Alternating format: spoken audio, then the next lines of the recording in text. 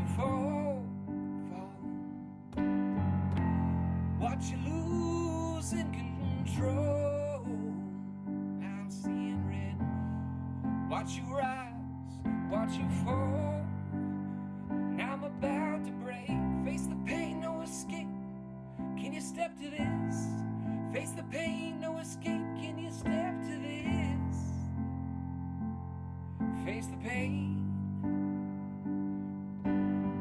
Face the pain, no escape. Can you step to this? What's going on, fight fans? Welcome to a special episode of the Fixed Fights podcast with Kurt and Ben. Today, Ben and I are lucky to be joined by Dan Tom from MMA Junkie and the Protect Your Neck podcast.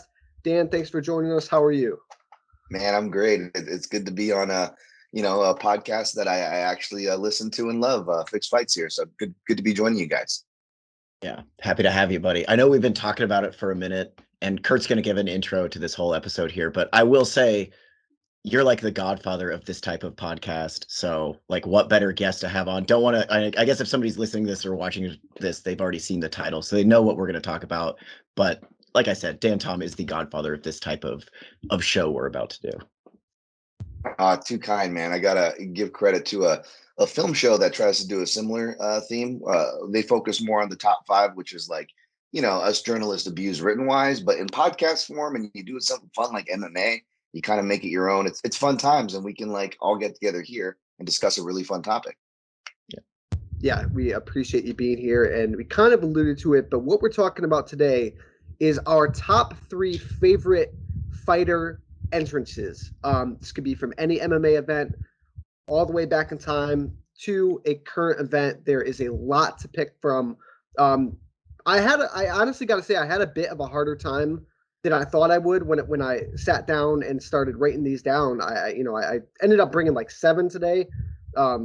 So if you guys don't pick the same ones as me, I'm gonna have to narrow it down to 3. But yeah, it was definitely a lot harder than I thought. It's very tough. I dusted off my old list from like my Kevin Spacey 7 library, and and tried to combine that with like everything that's happened since like 2017 when that episode was recorded, and now it's like, yeah, I'm overloaded too, dude. So don't feel bad. Absolutely. Let us not waste any time, Dan. We're gonna kick it to you first. Your first, I guess, favorite MMA entrance song. Hit us with it. Should I go numero uno or 3, or does it not matter? It's just the top 3. You go whatever you want, man. I'm just gonna go real simple.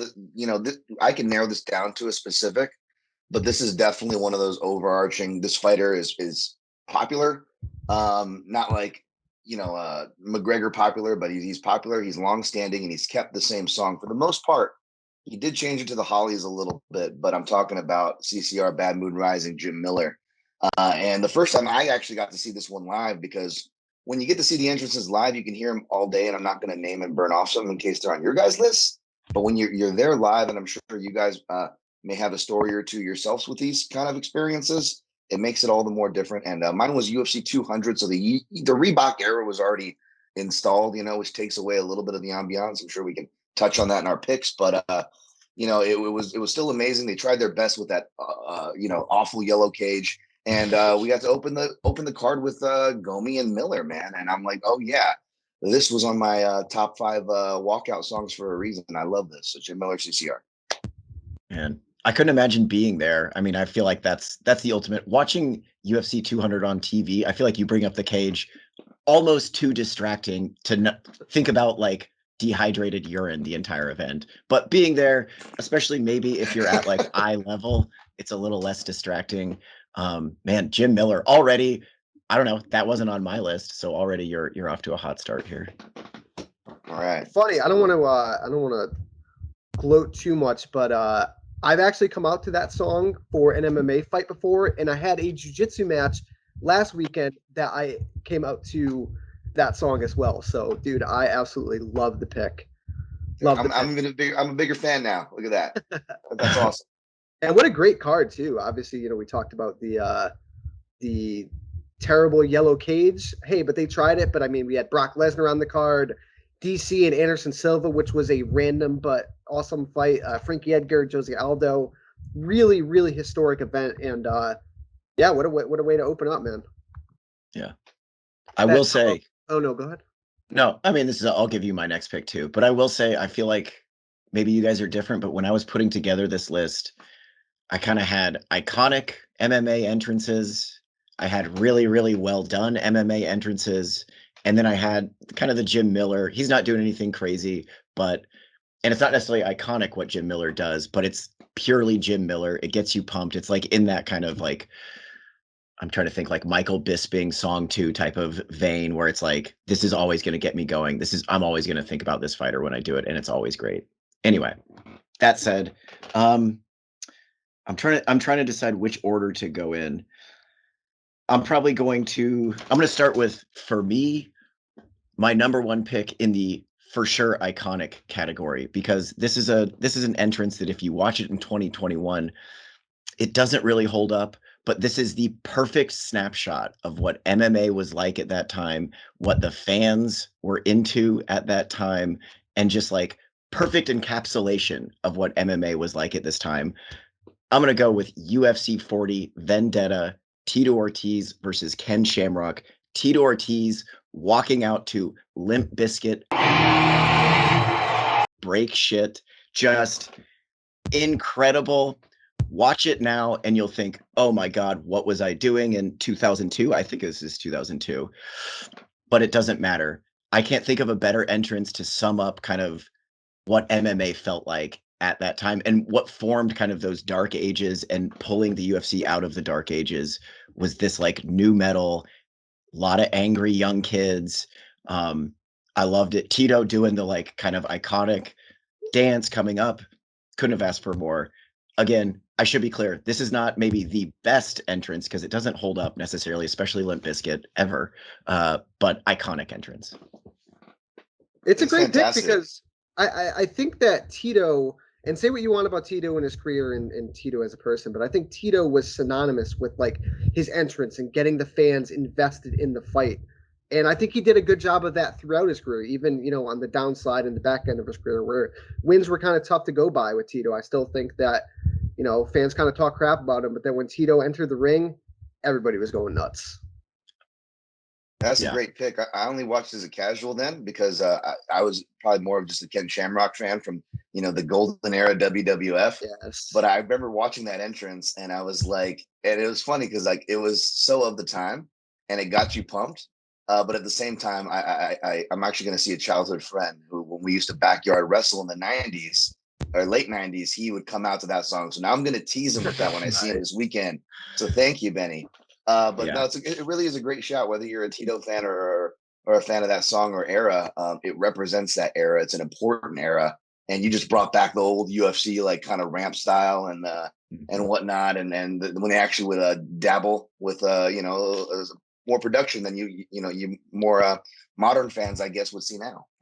Yeah, and I'm glad I think it's important that like that's the UFC trying to do something spectacular, right? That they definitely don't do really hardly at all anymore.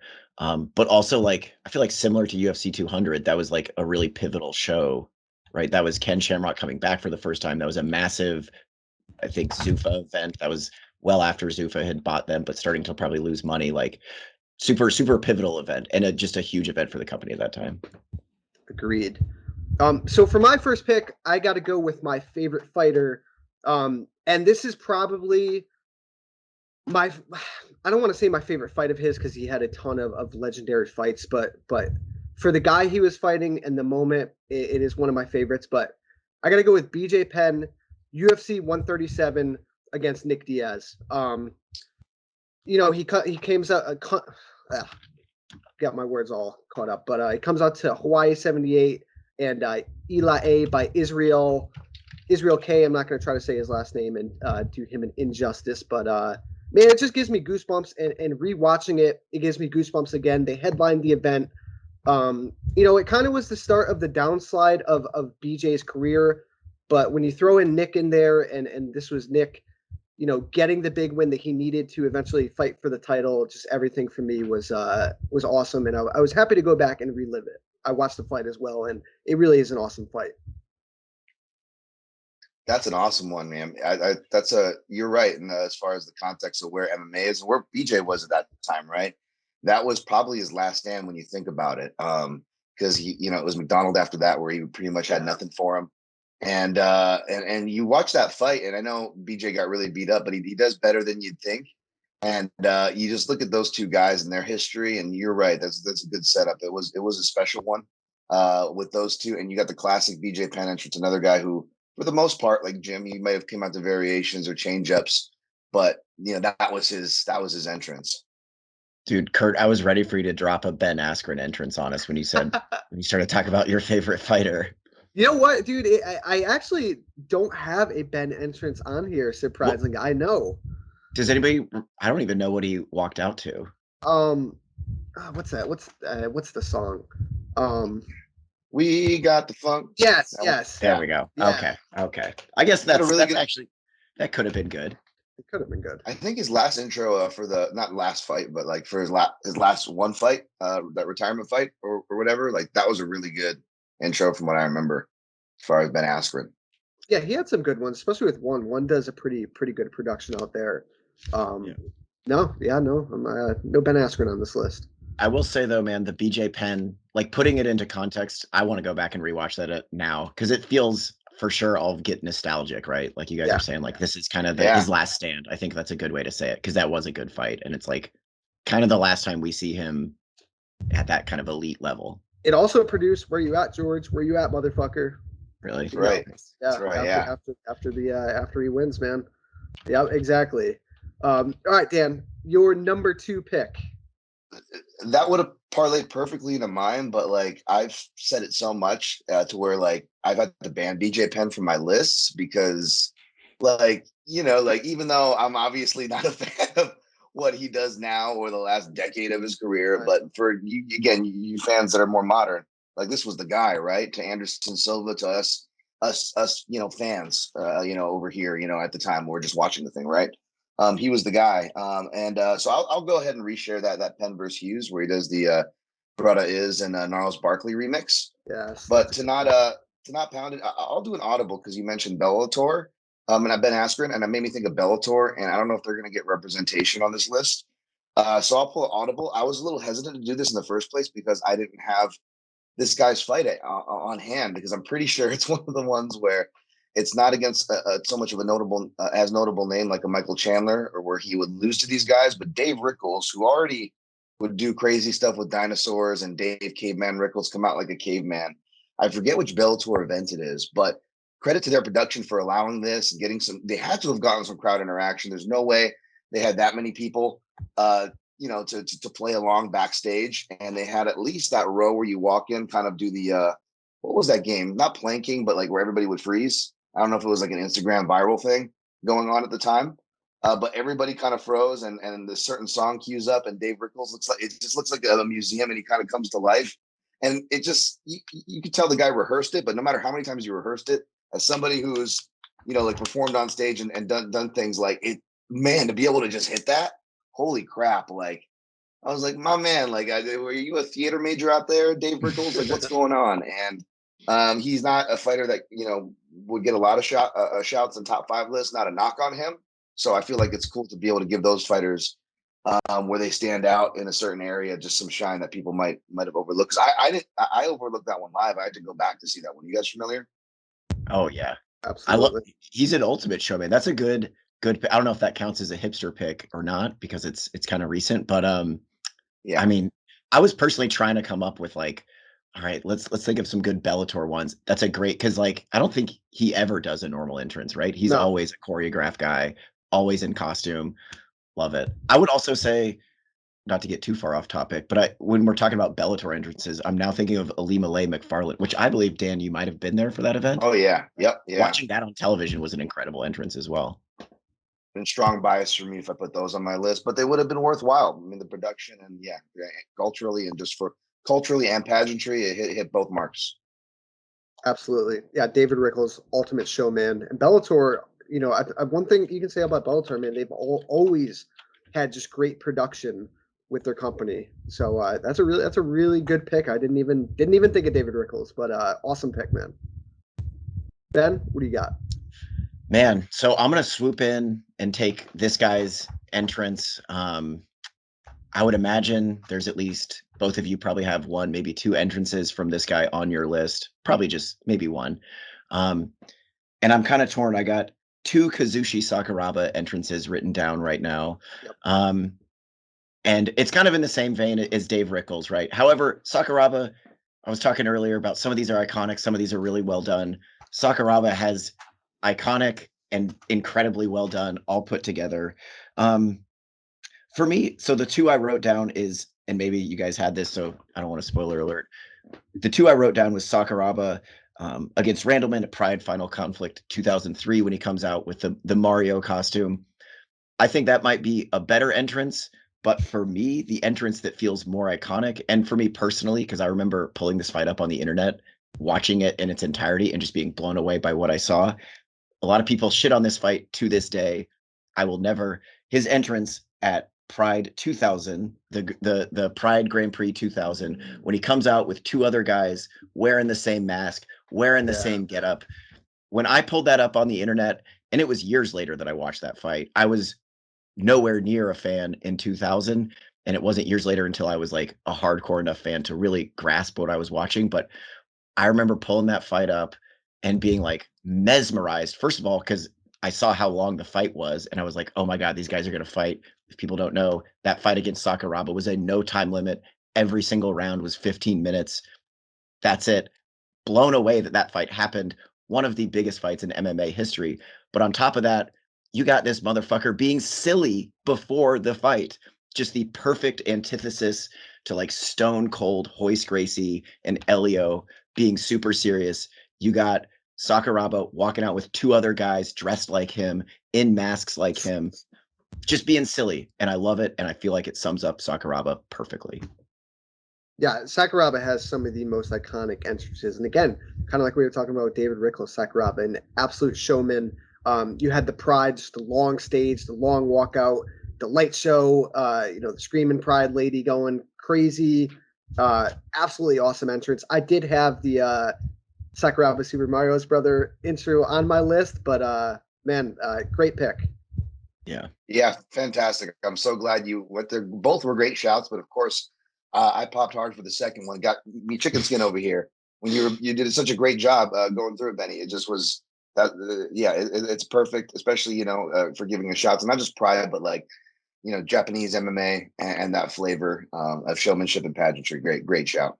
I mean, I feel like we could just do an entire show of top 3 like Japanese MMA entrances. Absolutely, yeah. And it would be you could talk for hours. It's crazy. Easily, yep. They did it big. So for my next one, you can go a little hipster different ways, but I gotta go just probably, especially at the time, one of the most transcendent entrances in MMA. He was a transcendent figure in MMA.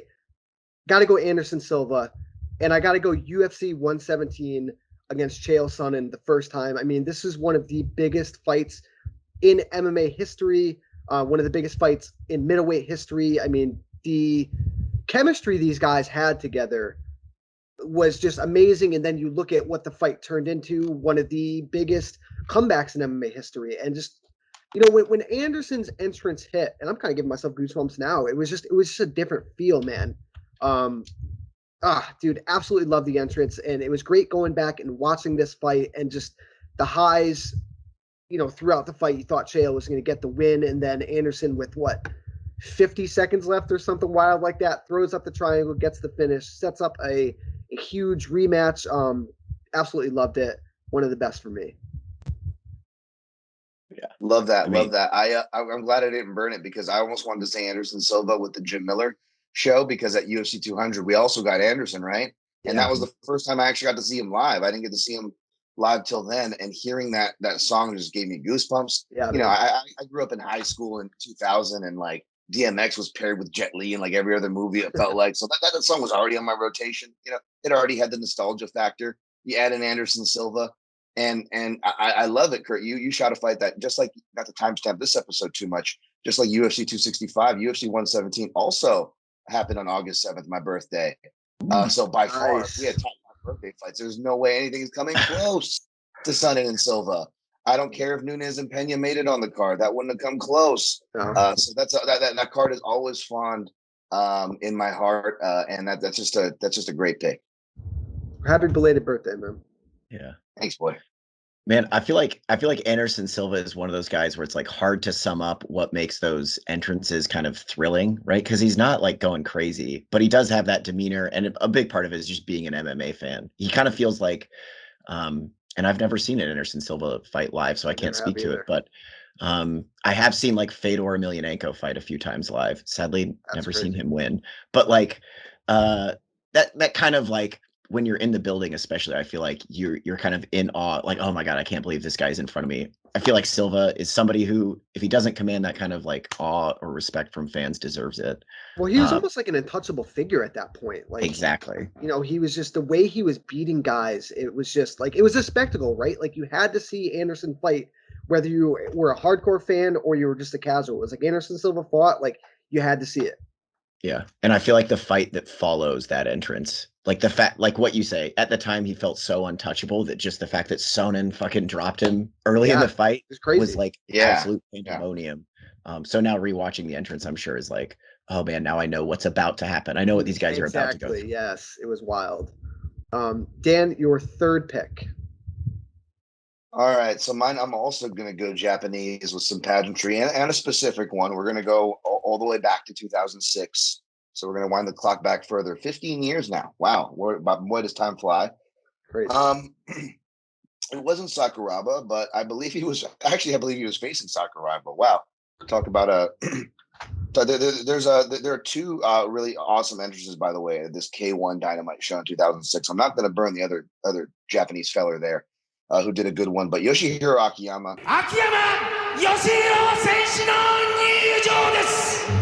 Comes out to the Bocelli song "Time to Say Goodbye," and he would still do this in the UFC, but this was just a really epic one. And UFC, admittedly, I didn't watch this one live, so I first saw this when he came. His entrances, like I saw highlight reels and stuff on MMA Linker, but I never saw his entrances.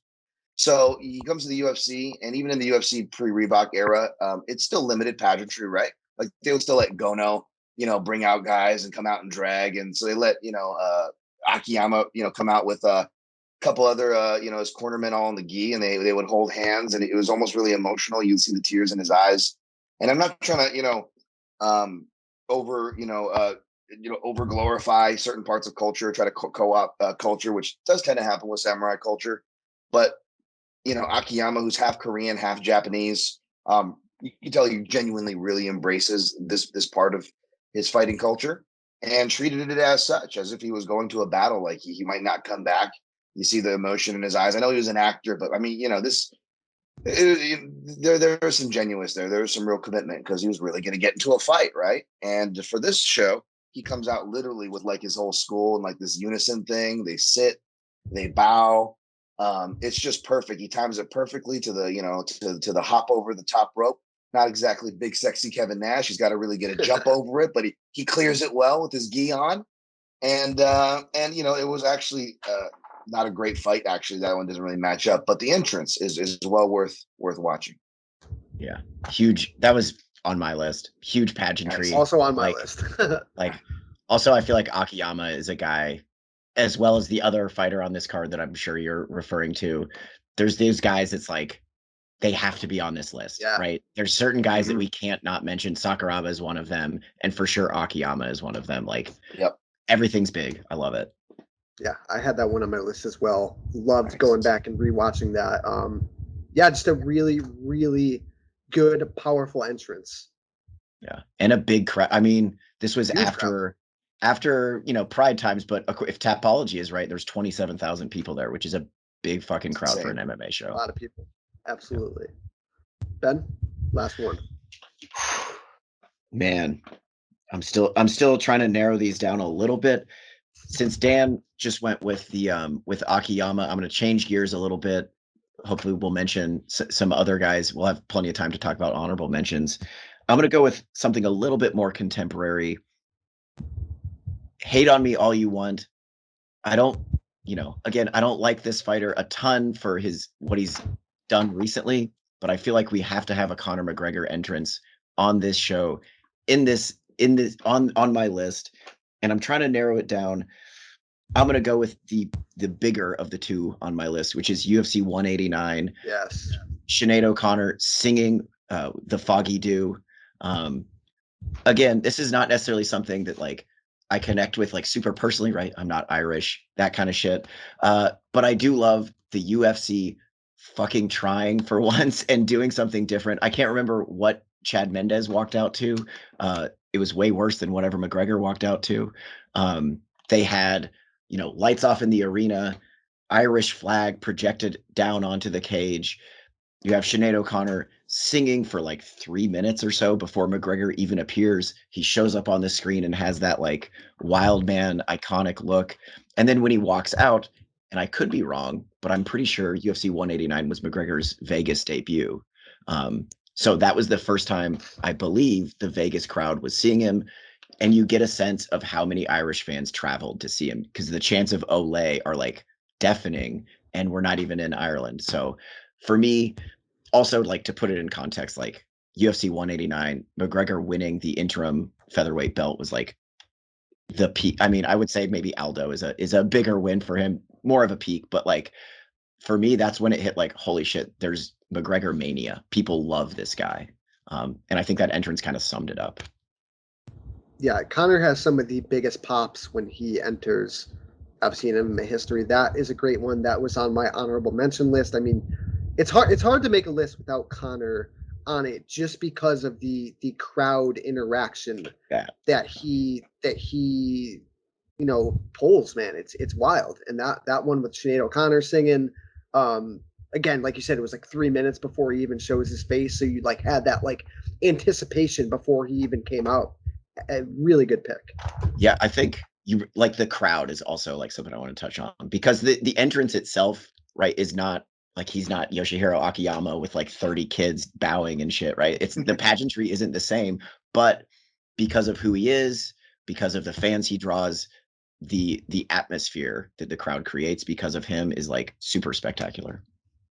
Yeah, that's a really good one too. You got to go with that. Like personally, I think it's my peak too. I know Aldo was bigger, and he actually still showed some humbleness, and maybe the last of it, post Aldo after he won, of course, right? Not before. But this was like the last of like martial arts McGregor, right? Like the struggle. Like I didn't watch this one live. I don't think I've ever seen a McGregor fight live. Oddly enough, I've had tickets a couple times, and yeah. Anyways, but neither here nor there. But I do remember him coming into my grocery store before this fight during that camp. Oh wow. And he would come in and ride the motorized scooter, and we always thought he was being an ass, right? But really he was actually nursing a knee injury. Little do we know. And so just kind of watching his journey from Cage Warriors, getting to see kind of him and D in person. It was definitely the most I was gonna like McGregor at that time, right? I was definitely buying it at that time too. Like this is some cool stuff we're getting to see here. Of course, he only got bigger from then, and different things happened and whatnot. But this was the peak to focus on the positive, and a great pick. Yeah, really, really good pick. So for my last one, I'm going to throw it back to Pride Final Conflict 2003. Vanderlei Silva's entrance against Quentin Rampage Jackson. It was the finals of what they had called the middleweight tournament. But at this point in time, I mean, Pride's 205 division, and even years after, was just top of the line. Absolutely loved both of these guys. The intensity that Vanderlei and Rampage both brought to the cage or the ring was, I think still to this day, it's, they had some of the best stare downs. I mean, the fights were always intense. It turned into 4 fights which spanned 2 different organizations. Vanderlei finishes Rampage in just devastating fashion, coming out to a Darude Sandstorm, doing the whole wrist shaking with the mean mug, tattoo on the head. It was a kind of a bone-chilling entrance. It was very, very intense. And again, with Pride, with the stage and the light show and the Screaming Pride lady, everything just went into it for me. Love the entrance. Oh man, I feel like. Oh, go ahead, Dan. I was just gonna say, I'm sorry. I'm driving over here. I don't know if you can see it. I'm moving. I'm hearing it in my head. it's like the Anderson Silva pick that you guys dropped earlier. It was unfair because not only are these iconic fighters with iconic entrances, but like no joke, just like Ain't No Sunshine, Darude Sandstorm was like in my martial arts playlist to get me pumped before I even knew what MMA was, right? So when I get introduced to Japanese MMA and Vanderlei Silva, which is already a selling point, just his fights, but that entrance, I was like, this is unfair. This is like steroids. Even like 20 years later, I'm sitting here as a group, you know, I'm closer to 40 than I am 30, and I'm sitting here dancing and jiving with it. I listened to Darude so much back in the day. It was number one on my Winamp player. If I'm going to date myself, guys, Winamp. It really kicks the lump. Yeah, great pick. Great anything from that era, but especially that obviously iconic fight. Peak Vanderlei entrance. Peak Pride. Love it. Absolutely. Yeah. Peak Pride, I feel like, is the best way. Like, there's different eras of Pride, and I feel like probably for guys our age, guys that became fans of about when we did, like, this for us is peak Pride. Yes, absolutely. Yes, you know, sure. Absolutely. And dude, I also feel like how fucking iconic this entrance song is, because how many fighters, not just in the UFC, think of how many like regional MMA fighters walk out to Sandstorm. You know what I mean? Like, still to this day.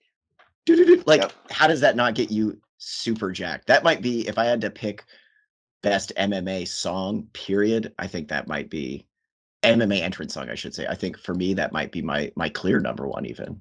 Yeah. And what happens when you hear that song live? Like, at least even me, like, even if I was like in an amateur fight, and cornering or viewing, I hear that song and I'm like, okay, this guy's either going to be violent, or B, he better be violent because he's coming out with the song. I mean, the fucking guy's nickname was the Axe Murderer. Like, you didn't get much more badass than Prime Vanderlei. I mean, that guy was an absolute killer. And the way he just tore through Rampage, who was an absolute killer at the time too, was insane. I also feel like this might be pound for pound scariest entrance. Like, if we just tried to narrow down like most intimidating entrances, which it's hard for me to think off the top of my head, but I mean, Rampage had a pretty intimidating entrance as well. But yeah, them like coming up, scary guy. Yeah. So we do have time. You know, we didn't have to go in order, but if you guys want to give some honorable mentions, I got a couple more on my list. Shoot them out. Anyone? I guess I'll go first since I'm the guest, huh? I'll just shoot out one that almost that I wanted to make my list was you know, of course, I have Mayhem Miller Dream 4 versus Jacare in 2008. Pretty high. You got Michael Schiavello, living the dream. Great. Yeah, I'll just shot that one. I'll toss that one into the pool. Love it. I feel like he's another guy who's like Dave Rickles type of vein. Yeah. Like, he's always going to do something wacky. Yes. I will say also similar, a guy that I'm surprised none of us mentioned, Genki Sudo, who I think, Dan, you were referring to earlier. Yeah. Exactly. The Genki Sudo entrance that I wrote down is from K1 Heroes 3. So it's when he dresses up like I'm blanking on his name, the relief pitcher from fucking Major League, walks out to Wild Thing, has a fog machine on his back, and is dressed in a baseball uniform, has cheerleaders that stand in front of him and with their pom-poms spell out the word love and a heart. Like, dude, this guy pulls no strings when he's doing an entrance. Like, and also, like, when I was looking up Genki Sudo entrances, it's like, well, how could I possibly narrow this down to which one is best? Impossible. So many good ones. I'll throw out the other two that were on my list, and I'm surprised that this gentleman didn't make the list. We kindly briefly talked about it, but Fedor had some just very intense entrances. His entrance in the semifinals at Final Conflict 2004 against Ogawa was just another like bone-chilling entrance. You know, Fedor is just, you got the blue lighting. The guy is just emotionless, walking out. It's chilling.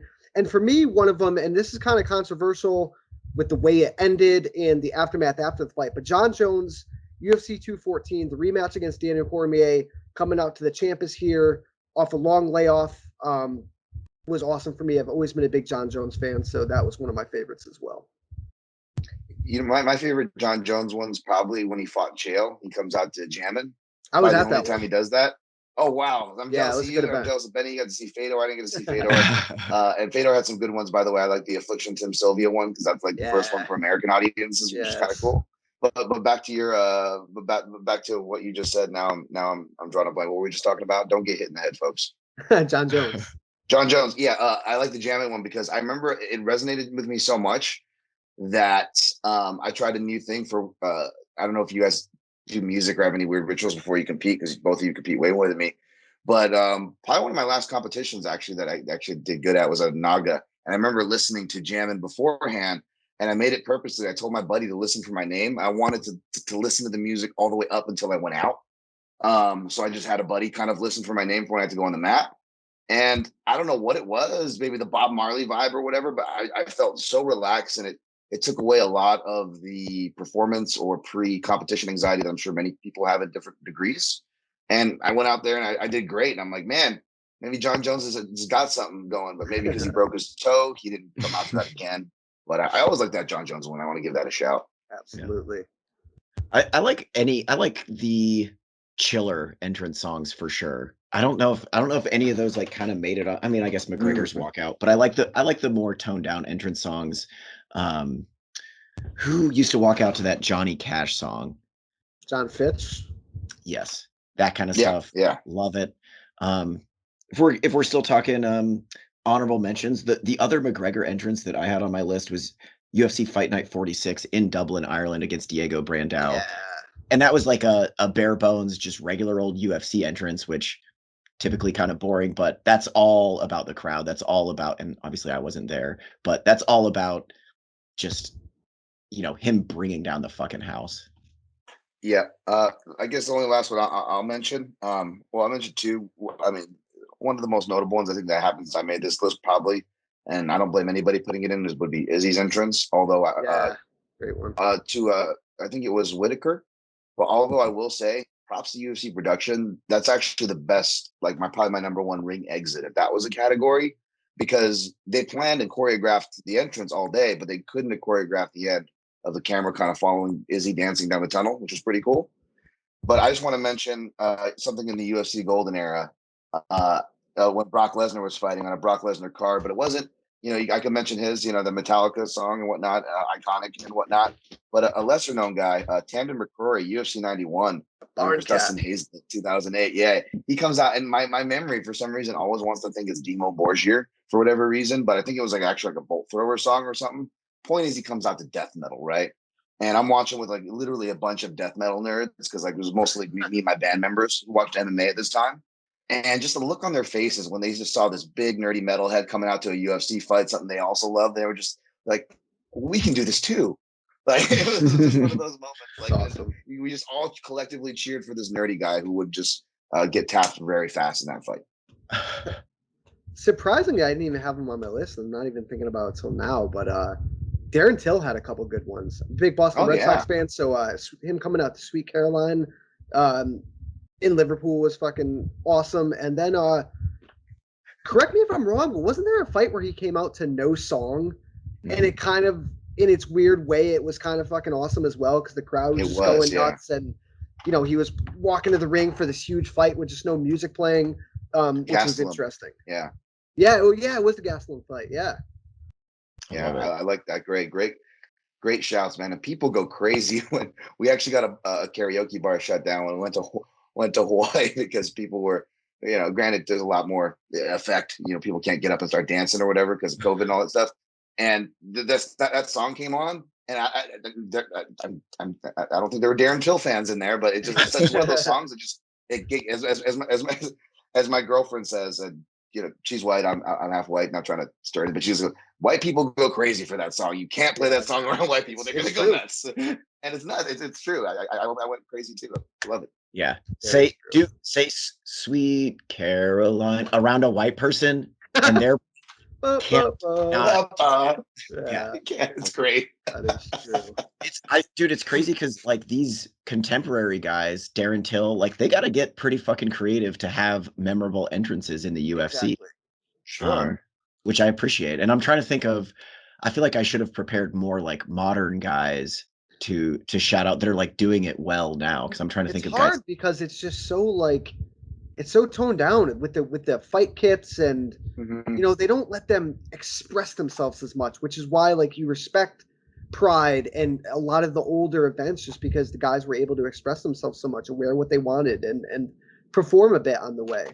Yeah, and I feel like you have to have a lot of carry through to even have that, because like I think you guys mentioned, what was it, UFC 189? That was technically a Reebok fight kick era, but that was only literally the second card. I think Ian Jacek Pane happened before that, quietly the first Reebok. So it was still this new feel. It didn't quite set in, and fighters' momentum would carry over. Like, for example, I could say Jorge Masvidal's Scarface entrance works well in this more modern Reebok era, but I have him written down in my list here. Well, Reebok actually was still in effect when I made this list, but the point is, like, Masvidal already had clout as a fighter. He already had been using that entrance, which not all fighters use the same entrance, which is another. I'm not telling fighters what to do, but it's not a bad thing to do, to use the same song, because you got to leverage what you can for a brand, right? So yeah. It's just hard. It's how I feel like it's hard beyond just a song to have that brand. You know what I'm saying? And even then, it's like TJ Dillashaw. I don't know if TJ Dillashaw still likes the Red Hot Chili Peppers, but it feels a little outdated. But it's like he's not going to change walking out to the Red Hot Chili Peppers, even though it's 2021 now. You just become so synonymous with the song that sometimes it really sticks for these guys. Dude, you better like it. What was that, Red Hot Chili Peppers? I think it was a cover or something that Koscheck would come out to, like, people keep on burning. And every time I hear that, Koscheck's gonna punch somebody. It's 2020. I still think Josh Koscheck's going to come out when I hear that song. Guys like that, Uriah Faber. I'm trying when I think of iconic walkout songs, like ones that's like totally associated with his brand. Mirko Cro Cop, Wild Boys. Wild Boys is when I hear do Wild Boys. Like, I got friends that don't even watch MMA that will say that to me, like, Wild Boys, and they don't even know they're quoting a Duran Duran song, much less Mirko Cro Cop's fucking ring entrance. True. Badass. That's a good kind of chill one, right? In a way, or like different MMA tone.